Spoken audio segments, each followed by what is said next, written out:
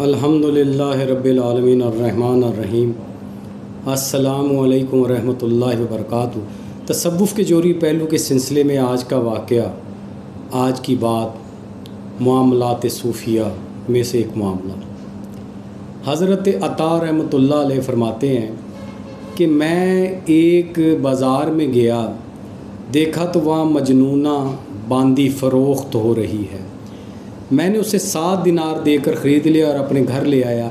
جب رات کا کچھ حصہ گزرا، میں نے اسے دیکھا کہ وہ اٹھی اور وضو کر کے نماز شروع کر دی، اور نماز میں اس کی حالت یہ تھی کہ آنسوؤں سے اس کا دم گھٹا جاتا تھا، اور یہ مناجات کرتی تھی کہ اے میرے محبوب، آپ کو مجھ سے محبت رکھنے کی قسم مجھ پر رحم کیجیے، یعنی اس محبت کا واسطہ جو آپ کو مجھ سے ہے۔ یہ حال اس کا دیکھ کر مجھے اس کے جنون محبت کی حالت معلوم ہوئی کہ اسے اس قسم کا جنون ہے، یعنی کہہ رہی ہے کہ اے اللہ، مجھ سے جو تجھے محبت ہے۔ میں نے اس کی یہ مناجات سن کر کہا، اے باندی، تو اس طرح نہ کہہ، بلکہ اس طرح کہہ کہ اے اللہ، تجھ کو میری محبت رکھنے کی قسم، یعنی جو محبت مجھ کو تجھ سے ہے، کیونکہ محبت کرنے کے لائق تو ہے۔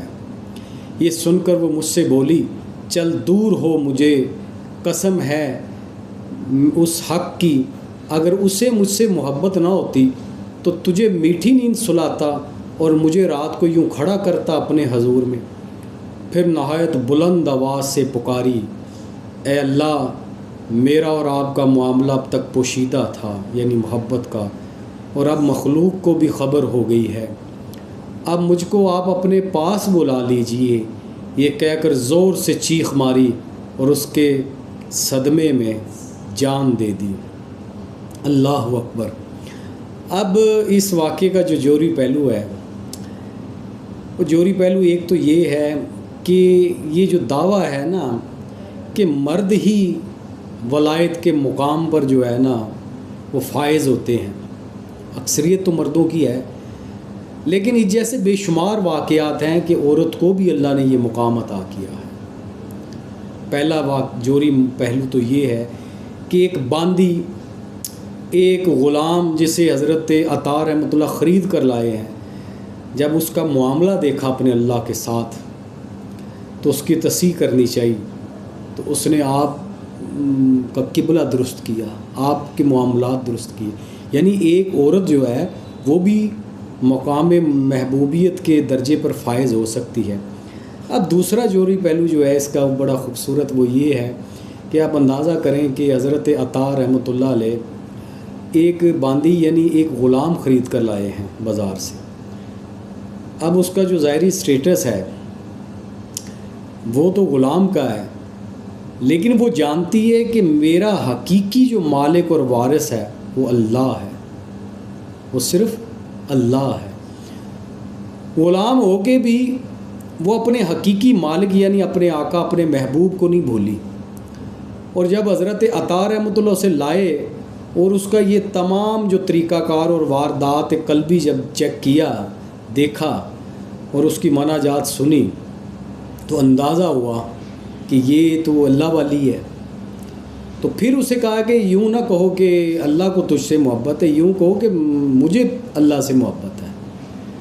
تو تیسرا جوہری پہلو یہی جملہ ہے اس باندی کا، اللہ والی کا، عارفہ کا، عارف کاملہ کا، کہ آپ نے فرمایا کہ عطا دور ہو جا مجھ سے، اگر اسے مجھ سے محبت نہ ہوتی، اب یہ دلیل دیکھی، تو تجھے میٹھی نیند نہ سلاتا، یعنی تو سویا ہوا نہ ہوتا اور مجھے یوں اپنی بارگاہ میں کھڑا نہ کرتا، اپنی محبت کے لیے، اپنی ذات کے لیے، یوں مجھے رات کو کھڑا نہ کرتا تاکہ مجھ سے باتیں کر سکتی۔